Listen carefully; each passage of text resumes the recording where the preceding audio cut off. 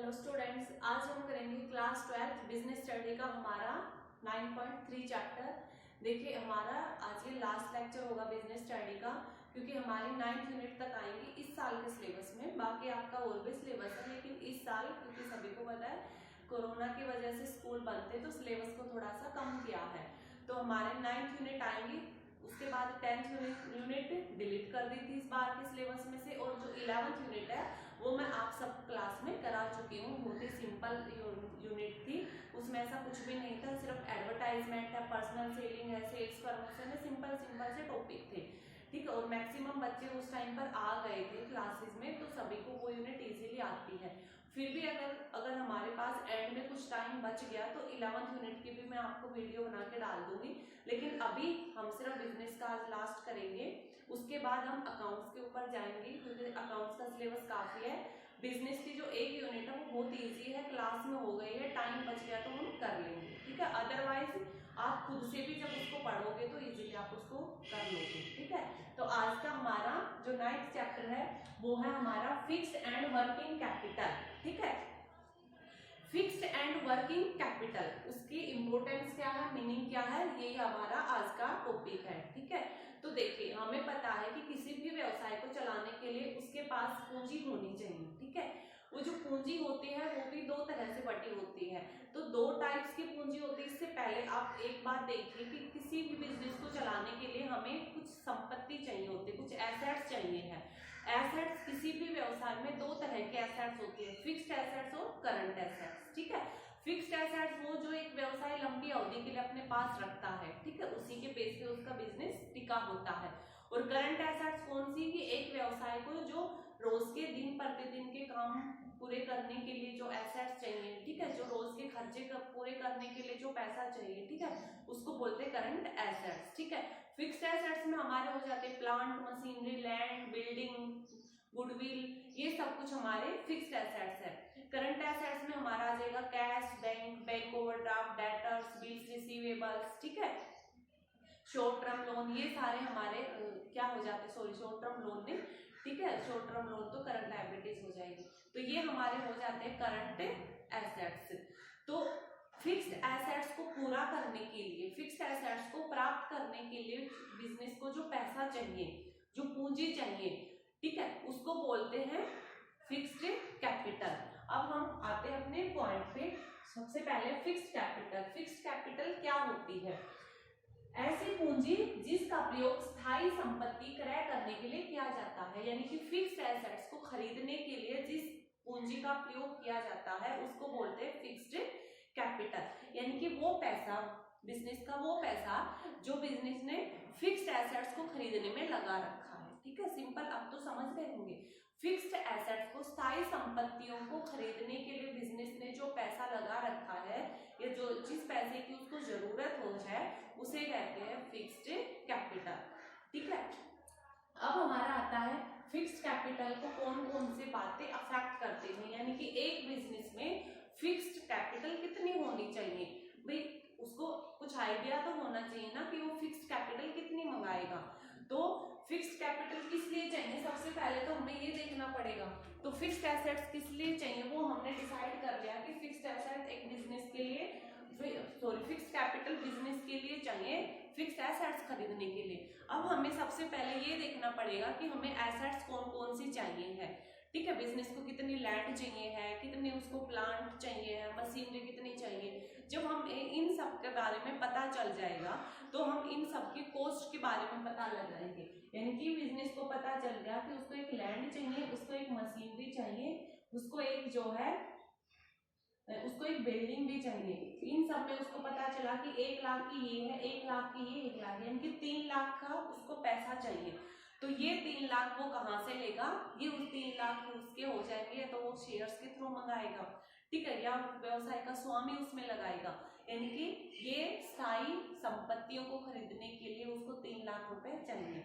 तो इन 3 लाख रुपए को वो जिन भी तरीके से इकट्ठा करेगा वो उसके हो जाएंगे फिक्स्ड कैपिटल, क्योंकि पूंजी का हिस्सा हो जाएंगे। अब वो पूंजी कहाँ से इकट्ठा करेगा, तो शेयर्स के थ्रू, या व्यवसाय का स्वामी खुद लगाएगा।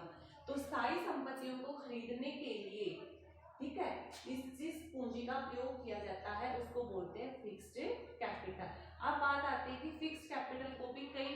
डायरेक्ट इफेक्ट करते, कई फैक्टर अफेक्ट करते हैं, क्योंकि हर बिजनेस में अलग अलग चाहिए होता है। किसी बिजनेस में बिल्डिंग नहीं चाहिए थे 1 लाख की, वहां पे 20,000 की बिल्डिंग में भी गुजारा हो जाए।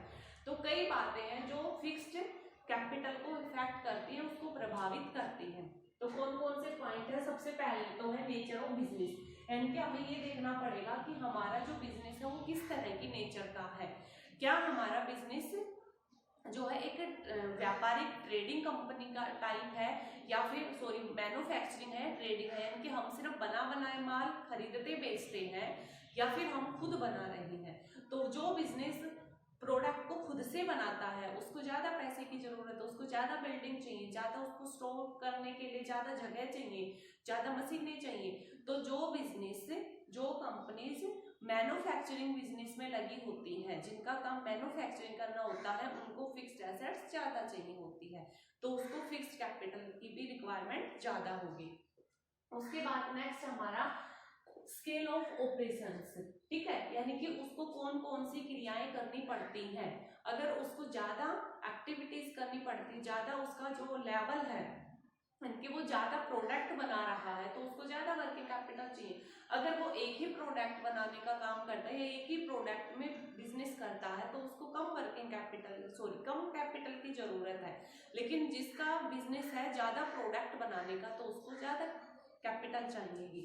उसके बाद है चॉइस ऑफ टेक्निक, वो किस टेक्निक का प्रयोग करता है ये भी उसके ऊपर डिपेंड करता है, ठीक है। अगर वो चॉइस करता है कि मैं नई नई टेक्निक्स जो भी आ रहे हैं उन टेक्निक्स के बेस को अपनाते हुए अपना प्रोडक्शन करूंगा, यानी कि जैसे अगर मान लीजिए आजकल हम कंप्यूटर का देखते हैं, तो अगर किसी बिजनेस में कंप्यूटर का ज्यादा यूज होता है, ठीक है, या फिर ज्यादा नई नई टेक्नोलॉजी यूज की जाती है, तो उसको क्या चाहिए? ज्यादा वर्किंग कैपिटल चाहिए, क्योंकि टेक्नोलॉजी चेंज होती रहती है। और अगर किसी बिजनेस में सिर्फ लेबर से काम चलता है, वहां पे मशीनें जो है ये कंप्यूटर वगैरह ज्यादा यूज नहीं होते हैं, सिर्फ वो अभी भी मानव श्रम के ऊपर, लेबर के ऊपर डिपेंड करता है, तो उसको कम वर्किंग कैपिटल चाहिए। उसके बाद है हमारा टेक्नोलॉजी अपग्रेडेशन, ठीक है, यानी कि अगर वो नई जो भी टेक्नोलॉजी चेंज होती है, अगर वो नई तरीकों को, कोई भी बिजनेस अगर नए तरीकों को जल्दी अपनाता है, या उसको नई टेक्नोलॉजी जो भी टेक्नोलॉजी चेंज होती है उसको उस टेक्नोलॉजी को अडेप्ट करना पड़ता है, यानी कि उसका बिजनेस इस तरह का है कि वह पुरानी टेक्नोलॉजी के बेस पे काम नहीं कर पाता है।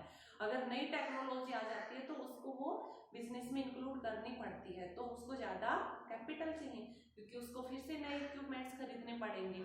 लेकिन अगर वो पुरानी टेक्नोलॉजी से पुराने ही तरीके से काम कर रहा है, तो उसको कम पूंजी में भी गुजारा हो जाएगा। उसके बाद नेक्स्ट है हमारा ग्रोथ प्रोस्पेक्टस, यानी कि एक बिजनेस किस तरह का है, अगर फ्यूचर में उसको ग्रोथ करनी है या फ्यूचर में उसके ग्रोथ के चांसेस ज्यादा है, तो उसको ज्यादा कैपिटल की रिक्वायरमेंट होगी, क्योंकि फ्यूचर में उसको ज्यादा पैसा चाहिएगा, ज्यादा बिल्डिंग, ज्यादा मशीनें, ज्यादा स्पेस चाहिएगा। लेकिन अगर कोई बिजनेस ऐसा है जिसका फ्यूचर में ग्रोथ करने का कोई दिख नहीं रहा है रास्ता, और ना वह ग्रोथ अभी करना चाह रहा, अपने बिजनेस को ज्यादा फैलाना नहीं चाह रहा है, तो जितनी पूंजी में उसका अभी गुजारा हो रहा है उसको उतनी पूंजी चाहिए, यानी कि उसको ज्यादा फिक्स्ड कैपिटल की जरूरत नहीं है।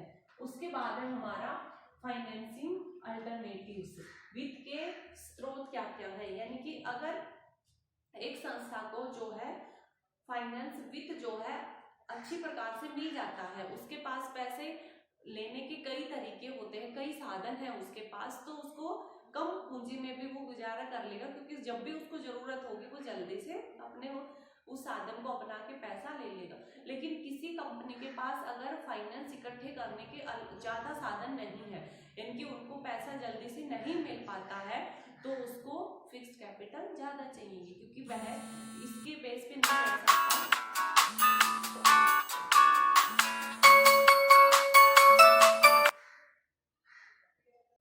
तो जिस बिजनेस को पैसा मिल जाता है वो तो ठीक है, कम फिक्स्ड कैपिटल रख लेगा, लेकिन जिस बिजनेस को पैसा नहीं मिल पाता है जल्दी से, तो उसको तो ज्यादा पैसे कम मैनेज करके चलना पड़ेगा, ठीक है।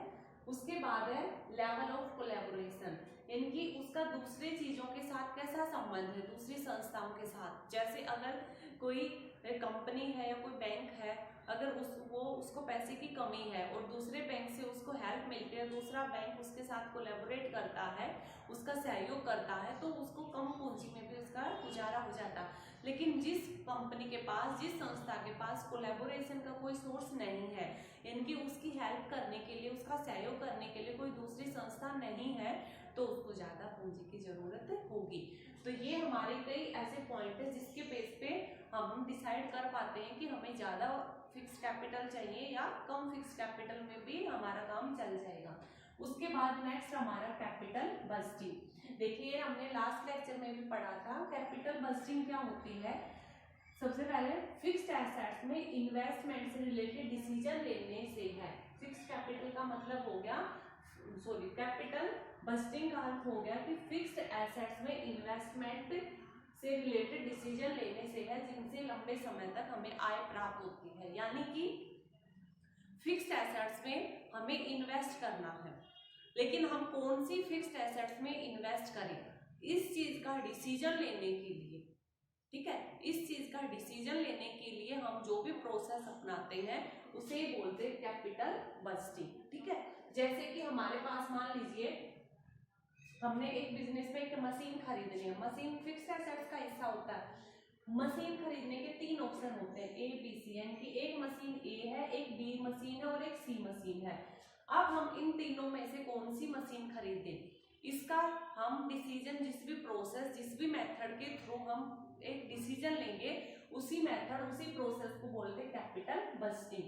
यानी कि कैपिटल बस्टिंग में ये देखा जाता है कि कौन सी जगह इन्वेस्ट किया जाना चाहिए, कौन सी हमारे लिए फायदेमंद है, कौन सी हमें लंबे समय तक लाभ देगी। तो जो भी ऑप्शन, जो भी मशीनरी हमारी इन कंडीशंस के ऊपर सबसे अच्छी निकल के आएगी, सबसे अच्छा रिजल्ट देगी, हमारी अलग अलग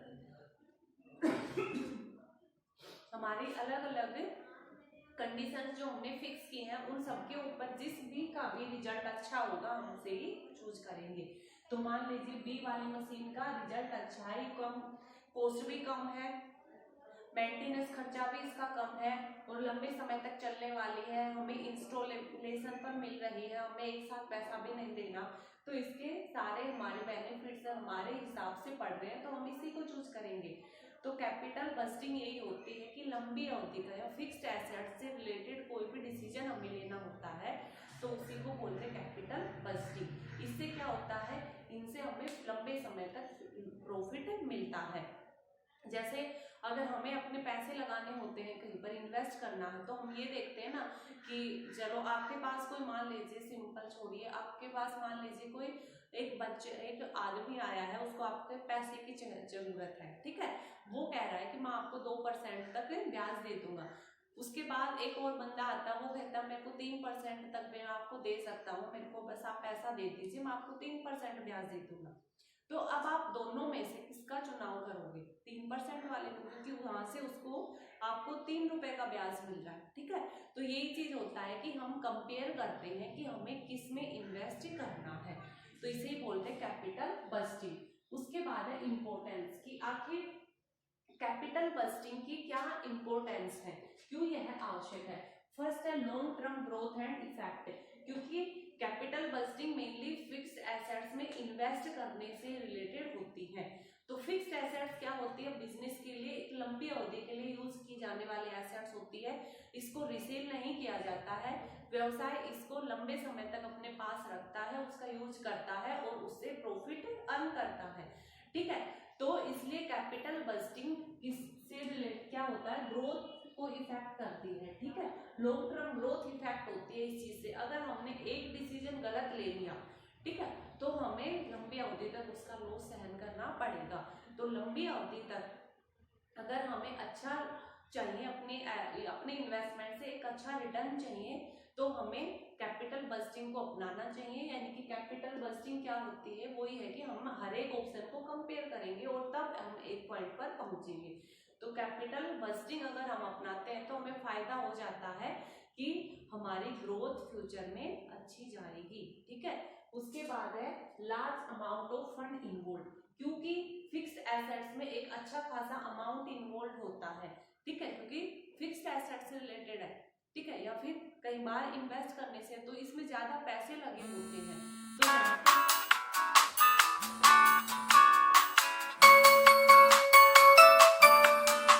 तो क्योंकि इसमें ज्यादा अमाउंट इन्वॉल्व होता है, हमें ज्यादा पैसे लगाते हैं, ठीक है, तो हमें क्या करना पड़ेगा, ये देखना पड़ेगा कि सोच समझ के ही वहां पे इन्वेस्ट करना पड़ेगा।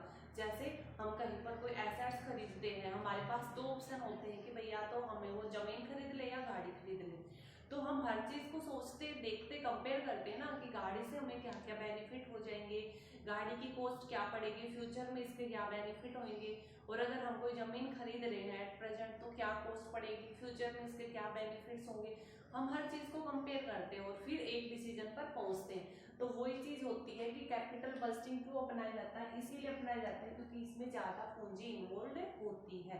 उसके बाद है रिस्क इन्वॉल्व, क्योंकि इसमें रिस्क भी ज्यादा होता है, इसलिए हम पूंजी बस्टिंग कैपिटल बस्टिंग को अपनाते हैं, वहां पे अप्लाई करते हैं और ये देखते हैं हर एक ऑप्शन के लिए कि कौन से ऑप्शन को, ठीक है, कौन सी जगह पे हम इन्वेस्ट करें ताकि हमारा रिस्क कम से कम हो। उसी के बाद है इरिवर्सिबल डिसीजन। कैपिटल बस्टिंग इसीलिए भी लागू किया जाता है क्योंकि अगर हमने बिना कुछ सोचे समझे कोई डिसीजन ले लिया तो क्योंकि ये लॉन्ग टर्म के लिए होते हैं, हम इन डिसीजंस को जल्दी से नहीं बदल पाते हैं और ना ही हमारे गलत डिसीजन से जो लॉस होता है हम उसको कम कर पाएंगे, क्योंकि ये तो हमने डिसीजन ले लिया, अब इसका जो भी लॉस है वो हमें भुगतना पड़ेगा, हम उसको कम भी नहीं कर सकते।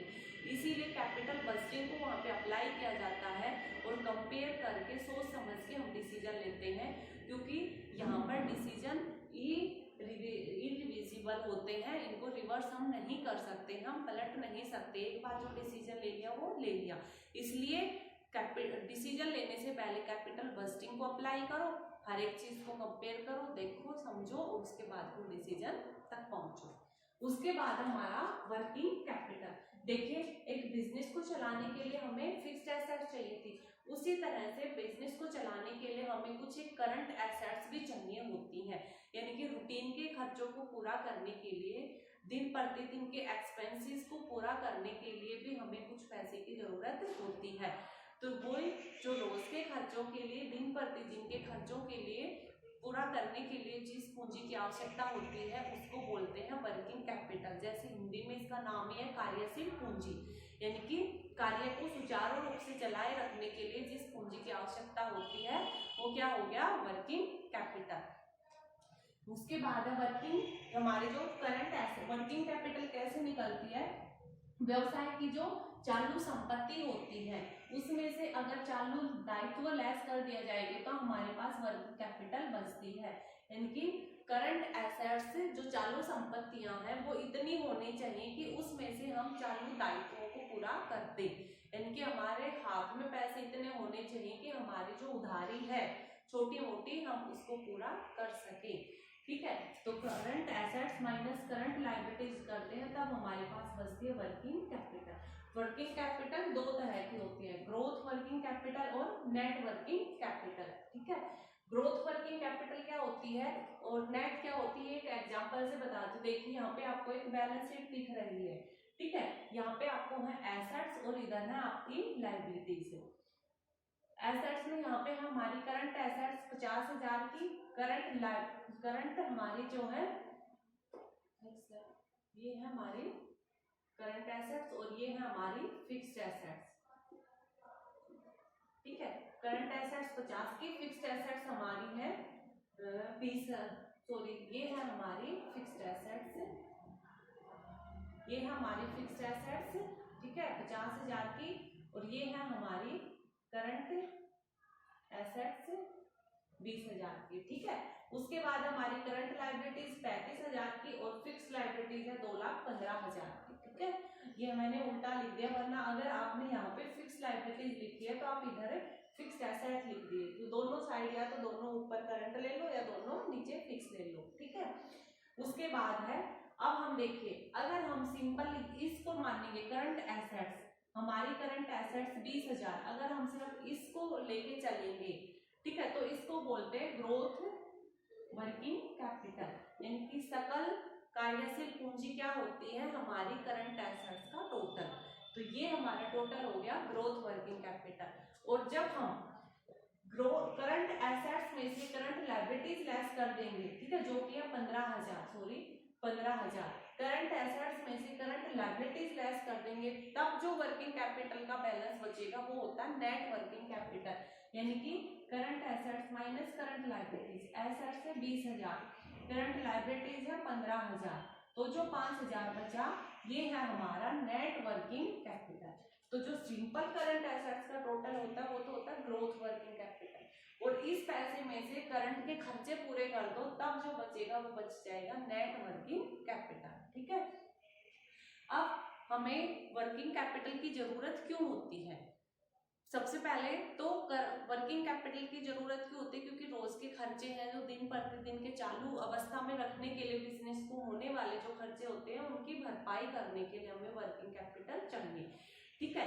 करंट एसेट्स जो है वो हमारे वर्किंग कैपिटल का सोर्स होती है, ठीक है। चालू संपत्तियां क्या होती है, हमारी वर्किंग कैपिटल का एक स्रोत है। चालू संपत्तियों से ही हम चालू दायित्वों की पूर्ति कर पाते हैं।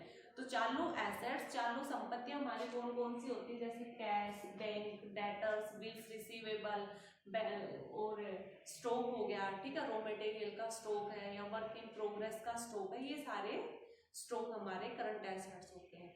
अब हमारे बात आती है कि हमें क्यों चाहिए वर्किंग कैपिटल की आवश्यकता क्यों होती है। तो सबसे पहला है एक्सपेंसेस को पे करने के लिए, डेली एक्सपेंसेस को पे करने के लिए हमें इसकी जरूरत होती है। उसके बाद है कैश डिस्काउंट को पाने के लिए, क्योंकि नगद छूट पाने के लिए, यानी कि जब हम कोई चीज खरीदते हैं तब कोई कहता है ना कि अगर आप नगद पेमेंट कर दोगे, अब आप पेमेंट कर दोगे, ठीक है, तो आपको 5% का डिस्काउंट मिल जाएगा। तो तब की तब पेमेंट करने के लिए तो हमारे पास पैसे होने चाहिए ना, हमारी पॉकेट में पैसे होने चाहिए, कि हमारे पास कैश होना चाहिए, और कैश करंट एसेट्स का हिस्सा होता है, ठीक है। उसके बाद है पेमेंट ऑफ करंट लायबिलिटीज, यानी कि चालू दायित्वों को पूरा करने के लिए भी हमें वर्किंग कैपिटल की जरूरत होती है, ठीक है। तो ये हमारे कुछ एक पॉइंट्स थे जिसकी वजह से हमें वर्किंग कैपिटल की आवश्यकता होती है। उसके बाद नेक्स्ट हमारा वर्किंग कैपिटल को अफेक्ट करने वाले फैक्टर, जैसे फिक्स्ड कैपिटल को करते थे कई बातें इफेक्ट करते थे, वैसे ही वर्किंग कैपिटल को भी कई पॉइंट इफेक्ट करते हैं, जिसके बेस पे हम ये डिसाइड कर पाते हैं कि इस बिजनेस में ज्यादा वर्किंग कैपिटल की आवश्यकता है या कम वर्किंग कैपिटल की रिक्वायरमेंट है। तो सबसे पहले है नेचर ऑफ बिजनेस। हमें ये देखना पड़ेगा कि हमारा बिजनेस किस नेचर का है। अगर हमारा बिजनेस जो है डेली का लेन देन करने से है तो हमारा कम वर्किंग कैपिटल में भी काम चल जाएगा। अगर हम बड़े बड़े प्रोडक्ट को बनाते हैं, उनको स्टोर करके भी रखना पड़ता है, फिर हम सेल करते हैं, तो हमें ज्यादा पूंजी की आवश्यकता होगी। उसके बाद है स्केल ऑफ ऑपरेशन, यानी कि हमारा जो प्रोडक्ट है अगर वो जल्दी ही बनके तैयार हो जाता है तो हमें कम पूंजी की आवश्यकता, लेकिन हम जो प्रोडक्ट बनाते हैं वो कई स्टेप में होके गुजरता है, ठीक है, उसकी कई प्रोसेस होती हैं कंप्लीट होने में, उसको बनने में कई प्रोसेस लगती हैं, तो हमें ज्यादा पूंजी की आवश्यकता होगी। उसके बाद है बिजनेस साइकिल, जो एक बिजनेस साइकिल होते हैं, व्यापारिक चक्कर होते हैं, यानी कि हम देखते हैं प्रोडक्ट को, सबसे पहले प्रोडक्ट नीचे से चलता है, यानी कि यहाँ बन के तैयार हुआ, फिर वो मार्केट में पहुंचता है, फिर वहां पे वो पूरा एक बार ऐसा पॉइंट आता है कि मार्केट में वो पूरा अच्छे से बिक रहा, अच्छा खासा प्रॉफिट अर्न कर रहा है, उसकी पूरी अच्छी सेल्स हो रही है। इस पॉइंट के बाद पहुंचने के बाद वो प्रोडक्ट धीरे धीरे नीचे जाता है, लोग और उससे थक गए हैं, अब उसको नहीं खरीद रहे, फिर हम उसमें कुछ नयापन लेके आएंगे और फिर लोगों को आकर्षित करेंगे, वो फिर ऊपर जाएगा, फिर वो टॉप पर पहुंच जाएगा, फिर वो नीचे आएगा, इनके ऐसे ही चक्कर चलता रहता है, ठीक है। तो इसको बोलते हैं बूम, यानी कि ये सबसे अच्छी पोजीशन में, फिर इसको बोलते हैं डिक्लाइन, यानी कि नीचे चलने लगा, इसको बोलते हैं डिप्रेशन, बिल्कुल ही मंदा हो गया, कुछ दिख ही नहीं रहा, फिर इंप्रूव होने लगा है और फिर बूम के ऊपर पहुंच गया। तो हम देखते हैं कि हमारा जो प्रोडक्ट है वो इस साइकिल के कौन से पॉइंट पर है, यानी कि अगर हमारा बूम के ऊपर है, अच्छी खासी बिक्री हो रही है, तो हम कम वर्किंग कैपिटल में भी अच्छा गुजारा कर सकते हैं, ठीक है, क्योंकि हमारी बिक्री अच्छी हो रही है, हमें रूटीन में कैश मिल रहा है, तो हमें एक्स्ट्रा वर्किंग कैपिटल, एक्स्ट्रा पैसे की आवश्यकता नहीं। अगर हमारा डिप्रेशन में चल रहा प्रोडक्ट बना हुआ कोई बिक ही नहीं रहा है, तो हमें ज़्यादा वर्किंग कैपिटल चाहिए, क्योंकि हमें स्टोर तो रखना पड़ेगा, हम लोगों को विज्ञापन भी करेंगे, लोगों को मनाएंगे, डिस्काउंट देंगे, तो हमारा ज़्यादा खर्चा हो जाएगा, तो हमें ज़्यादा पैसे की ज़रूरत होगी, ठीक है। उसके बाद नेक्स्ट है हमारा सीजनल फैक्टर, ठीक है। कई बार क्या होता है कि कई प्रोडक्ट सिर्फ सीजनल होते हैं, ठीक है, कभी कभी होते हैं, जैसे सर फ्रीज हो गया, ये गर्मियों में ज्यादा बिकता है, सर्दियों में तो नहीं बिकता इतना। तो जो सीजनल प्रोडक्ट होते हैं, तो जो सारे साल चलते रहते हैं, उनको कम वर्किंग कैपिटल की आवश्यकता होगी, क्योंकि उनकी बिक्री नॉर्मल चलती रहती है, तो उनको फिक्स होता है कि इस साल की इतनी इनकम यहाँ से हो जाएगी, इस साल इतनी इनकम यहाँ से। लेकिन वो प्रोडक्ट जो सिर्फ कुछ एक सीजनल होते हैं, कुछ एक महीनों में जिनकी बिक्री होती है, लेकिन उन्हें वो ये तो है नहीं कि उन्हीं दिनों में फैक्ट्री खोलेंगे बना देंगे, फैक्ट्री तो हमेशा चलती रहेगी, स्टॉक में भी रखना पड़ेगा सामान, तो वहाँ पे ज़्यादा कॉस्टली पड़ जाएगी, ज़्यादा खर्चा हो जाएगा, इसलिए वहाँ पे ज़्यादा पूंजी की आवश्यकता होगी। उसके बाद हमारा प्रोडक्शन साइकिल, ठीक है, वही कि हमारा प्रोडक्ट जो है वो कितने स्टेप से होकर गुजरता है। अगर हमारी प्रोडक्शन की साइकिल लंबी है, या फिर हम अलग अलग प्रोडक्ट बनाते हैं, जैसे हम 2-3 तरह के अलग अलग प्रोडक्ट बनाते हैं, तो भी हमें वर्किंग कैपिटल ज्यादा चाहिए। अगर हम एक ही तरह का प्रोडक्ट बना रहे हैं तो हमें कम पूंजी की आवश्यकता होगी। उसके बाद है क्रेडिट अलाउड, उस ये है कि हम लोगों को उधार की सुविधा देते हैं या नहीं। अगर हम अपने प्रोडक्ट के ऊपर उधार की भी फैसिलिटी देते हैं लोगों को कि भाई आप उधार में भी हमारा सामान खरीद सकते हो, तो हमें अपने पास ज्यादा पैसा रखना पड़ेगा, क्योंकि लोग तो हमारी वस्तु खरीद तो रहे लेकिन हमें पैसा नहीं दे रहे ना, वो नगद नहीं खरीद रहे, तो अपना प्रोडक्शन चालू रखने के लिए तो हमें पैसा चाहिए, तो यहाँ पे ज्यादा वर्किंग कैपिटल की आवश्यकता होगी। लेकिन अगर हम उधार नहीं बेच रहे, सिर्फ नगद में बेच रहे हैं, तो हमारा कम पूंजी में भी काम चल जाएगा। उसके बाद है क्रेडिट अवेल, यानी कि हमें उधार का लाभ मिल रहा है या नहीं, यानी कि अगर हमें कोई कच्चा माल है, कुछ और सामान है, वो उधार में मिल जाता है, ठीक है, तो हम वर्किंग कैपिटल कम रख लेंगे, क्योंकि हमें सामान उधार में मिल जाता है, जब हमारी बिक्री हो जाएगी तो बिक्री से उसकी भरपाई हो जाएगी, तो हमें अपने पास पैसा रखने की ज्यादा आवश्यकता नहीं है। लेकिन हमें उधार नहीं मिल रहा, तो हमें तो पैसा चाहिएगा, तो वहां पे हमें ज्यादा पूंजी की आवश्यकता होगी। उसके बाद है ऑपरेटिंग एफिशिएंसी, यानी कि हमारा जो बिजनेस है उसका संचालन कैसा है। अगर हमारा संचालन ऑपरेटिंग का अच्छा खासा है, मशीनें अच्छी खासी कंडीशन में रहती हैं, कुछ टूट फूट नहीं होती है, कुछ वेस्टेज भी नहीं होती है, तो कम पूंजी में भी गुजारा हो जाएगा। लेकिन अगर हमारा प्रोडक्शन जो बनके तैयार होता है उसमें बहुत ज़्यादा खर्चा पानी लगता है, बहुत ज़्यादा टूट फूट होती है, तो हमें ज़्यादा पूंजी की आवश्यकता होगी। उसके बाद है हमारा अवेलेबिलिटी ऑफ रॉ मटेरियल, अगर हमें अपना कच्चा माल, हमें अपने प्रोडक्ट के लिए रॉ मटेरियल इजीली मिल जाता है, तो हमें कम पूंजी की आवश्यकता होगी। लेकिन रॉ मटेरियल मुश्किल से मिलता हो, कुछ कुछ सीजनल होता है, कि कुछ कुछ महीनों में ही मिल पाता है, हर महीने नहीं मिलता है, तो हमें ज्यादा खरीद के स्टॉक में रखना पड़ेगा, ठीक है, तो स्टॉक को मेंटेन रखना पड़ेगा, उसकी सेफ्टी के ऊपर ध्यान देना पड़ेगा, तो वहां पे ज्यादा पैसा खर्च होगा, वहां पे ज्यादा पूंजी लगेगी, ठीक है। उसके बाद नेक्स्ट है हमारा ग्रोथ प्रोस्पेक्टस, यानी कि एक बिजनेस का ग्रोथ की क्या चांसेस है। अगर वो बिजनेस ग्रोथ कर रहा है या फ्यूचर में उसके ये है कि वो ज्यादा ग्रोथ करेगा, उसकी वो सोच रहा है कि मैं और नए नए प्रोडक्ट करूँ, कुछ नए प्रोडक्ट भी बनाऊं, ठीक है, अपनी ब्रांचेज और खोल लूँ, तो उसको ज्यादा पूंजी की आवश्यकता है। अगर उसको ग्रोथ के कोई चांसेस नहीं लग रहे हैं, या वो कोई नया नहीं करना चाह रहा प्रोडक्ट, ठीक है, बनाना नहीं चाह रहा, तो उसको कम पूंजी में भी उसका हो जाएगा। उसके बाद है लेवल ऑफ कंपटीशन, अगर उसके कंपटीशन ज्यादा है, ठीक है, कंपटीशन ज्यादा है तो उसको ज्यादा पूंजी की आवश्यकता है, क्योंकि कंपटीशन का सामना करने के लिए उसको लगातार मार्केट में सप्लाई रखनी पड़ेगी, क्वालिटी अच्छी रखनी पड़ेगी, नई नई चीजें लानी पड़ेंगी, ठीक है, इनोवेट करना पड़ेगा अपने प्रोडक्ट को। और अगर उसका कंपटीशन ना के बराबर है तो वो कम पूंजी में भी अपना काम कर सकता है, ठीक है। तो ये था हमारा आज का पॉइंट फिक्स्ड और वर्किंग कैपिटल का जो एक बिजनेस को चलाने के लिए आवश्यक होती है। ठीक है,